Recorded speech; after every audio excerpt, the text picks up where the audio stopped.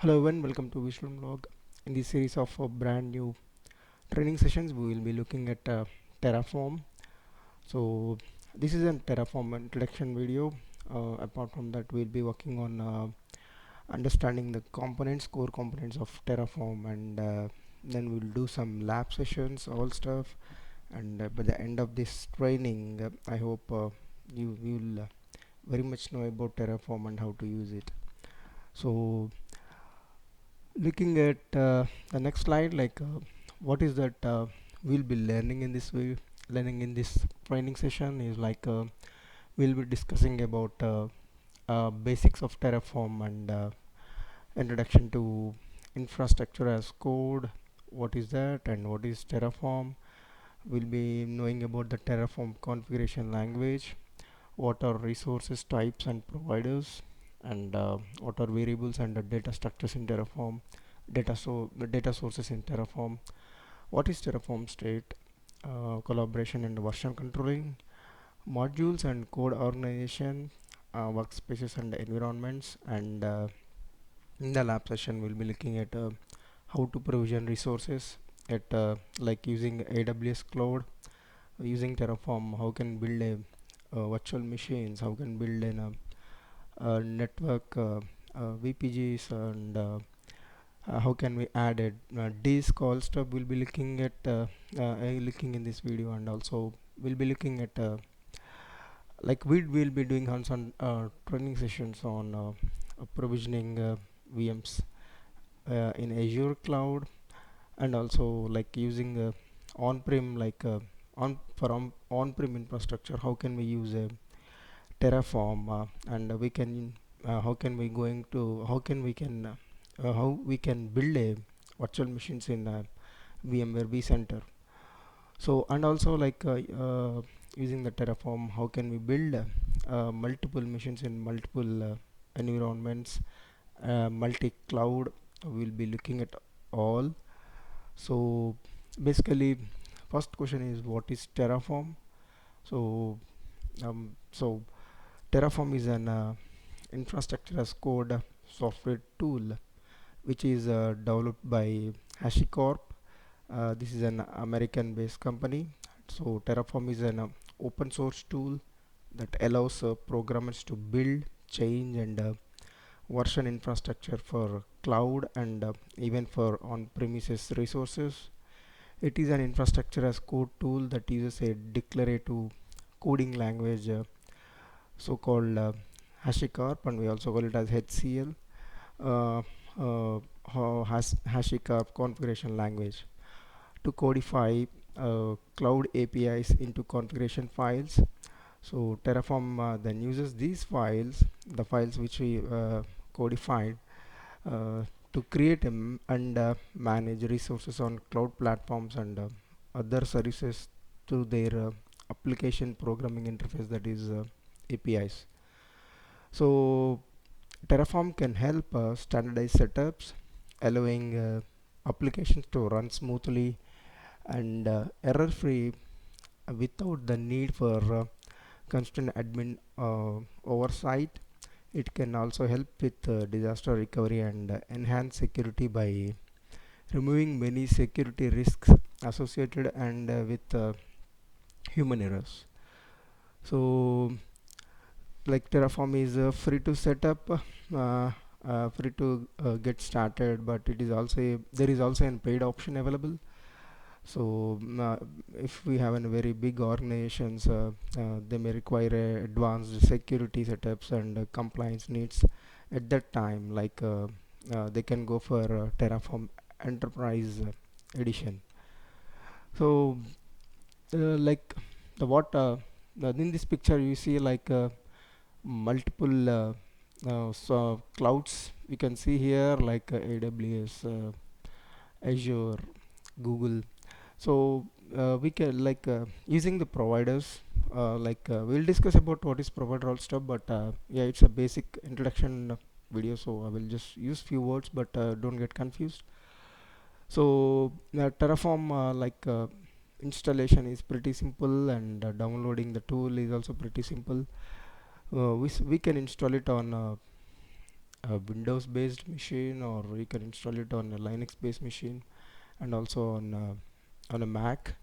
So once we install it, then we can start using it. And if we're using the providers, we can connect to, like, if we are using an AWS provider, we can create a code, and we can start provisioning on AWS. So but using the same machine, same setup, we can provision to any cloud. But now we need to change the providers, all stuff. So whenever you create an whenever you initiate a Terraform, like, you can see these files gets created: Terraform provider.tf, then instance dot, like, tf is the extension file for the Terraform files. We'll discuss about these, so don't have much get confused on this. Okay, so how it look like before and after Terraform. So for example, before Terraform, if it is this is a infrastructure where team will request, like, submit and request. It will go to IT team, then IT team will take some time, then they start provisioning the resources, or virtual machine, and then on the infrastructure. And once it is done, then they will install application, and then they will give it to the concerned team.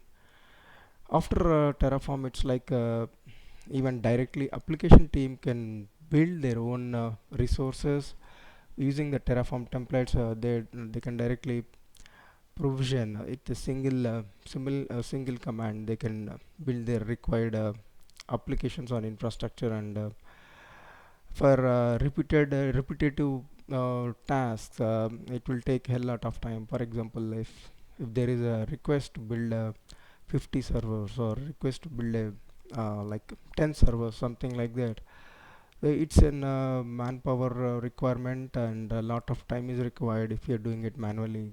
Go to cloud, then create a network, then create like instances, virtual machines. So it's take a lot of time. But using Terraform, you can declare uh, multiple resources, and Terraform will take care of provisioning the virtual machines in just in seconds, without any errors.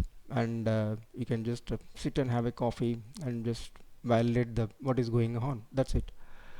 So uh, like, if you see ask how does the Terraform works, so Terraform creates and manages resources on cloud platforms and other services through their application programming interfaces. It provides providers enable the Terraform to work with virtually any platform or any service with an accessible APIs.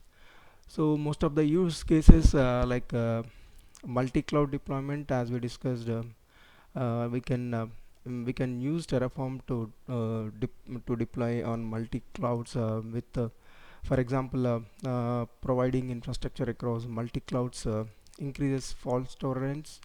So if you have an say environment in one cloud, and due to sometimes there will be an outages happen, where the resources are not available. If you have an same setup available on another cloud, then there won't be any business impact. So uh, that is what the advantage of using multi-cloud deployments, and that is possible with Terraform. So even for application infrastructure deployments, scaling and monitoring tools is also an available option using the Terraform. Even self-service clusters, which if you go for a large organizations, like you centralized operation team may get many repetitive infrastructure requirements. You can use Terraform to build a self-service infrastructure model that lets product teams manage their own infrastructure independently. As we discussed before, like application team, they themselves deploy their resources. So like even you can use like a policy compliance management is also possible. Even pass application setup is also possible. And using the Terraform we can build like containers on Docker or using Kubernetes, like and even like you can create a parallel environments. For example, you can create a staging and QA environment at a time, and before releasing in production. And it is a repetitive task where we may need to rapidly spin up the non-prod environments before a release. And it will be pretty simple to destroy the environment, which is once the testing is done. Using the Terraform destroy command, one single command will destroy entire whatever the requirement, which whatever the resource we created for testing, that is gone. So pretty simple to even to retire the things. And we are a couple of times we use the word infrastructure as code. So what is that actually? So it is a method of using code to provision and manage compute infrastructure instead of manual process. So IAC uses definition files that contains code to uh, automate and scale the provisioning of IT resources. This allows IT and development teams to align the provisioning and management of IT resources with application source code releases. So I just put this one just for understanding. So pretty simple. Whatever we are discussing, all it's pretty simple. Visible here. Like developers write a code, and the days went for testing. And once everything goes fine, everything looks fine, that will be pushed to the cloud infrastructure, or even same thing at a time. Like we can push it to infrastructure, on-prem infrastructure. And even version controlling option is also available whenever multiple developers use multiple codes. Using the version controlling, we can push the like it's like sometimes if you are using the code on some on a one user laptop, and other user will create the code on other his laptop. At that time the version will be different. In that scenario, version control will help us. What are the code, it's tracking of versioning, all stuff. Using that also, we can integrate and we can push the code. So this is about infrastructure as code. And what are the popular IAC tools? One is Terraform. So even we have Chef, Puppet, Ansible, Packer, and Vagrant. These are all the IAC tools. So we'll be looking at, we will have a separate training sessions on these in upcoming videos. For now, yeah, we'll proceed. So what is a Terraform lifecycle? Lifecycle, it's like whenever you install and start, you will write TF files in a folder. So basically, uh, Terraform will intake the in the complete entire folder. What are the files available in that? That will read the files, and it will start deploying the required infrastructure. It's not like it will take for example, if you are running a course PowerShell script, you will run one file. But here we need to select we need to run the we need to select the entire folder, and what are the files in that. Like you will be creating a variable file, resource file, output file. All these like will be uh, uh, Terraform is so much intelligent that it will take all inputs, and it will using the API, it will start working on it. So whenever we install, and when you write a code, when you write an main file, all stuff, like I will show you in the next videos how it works, what are the files, all stuff. So you need to run Terraform init, that is initiating the like initialize the local Terraform environment, usually executed only one per session. So whenever you initiate it, the Terraform init, Terraform will be initiated without this command. If you try to do validate or plan, it doesn't recognizes that command, that whatever you're giving the input. So the first step is to run the command terraform init. Then comes terraform validate.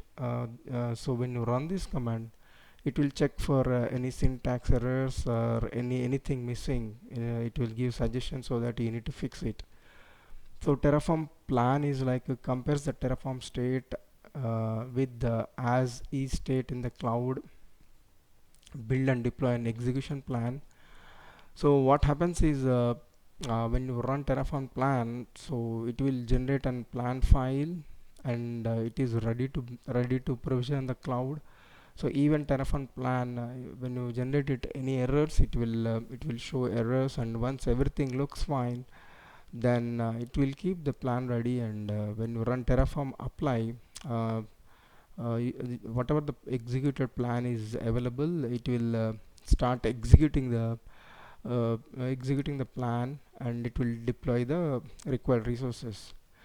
So everything is done, and you are done with your testing, and you want to destroy or decommission the environment. If you run terraform destroy, it will delete all the whatever you created. Within seconds it will delete everything. So most of the time we will use this in staging or testing environments. Once the testing is done, we will be deleting it.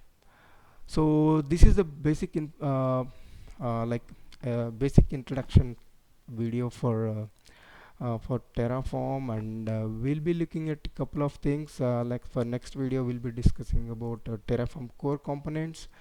So yeah, this is so I know for starting 2 to 3 videos, we'll be discussing more on components, core concepts, all stuff.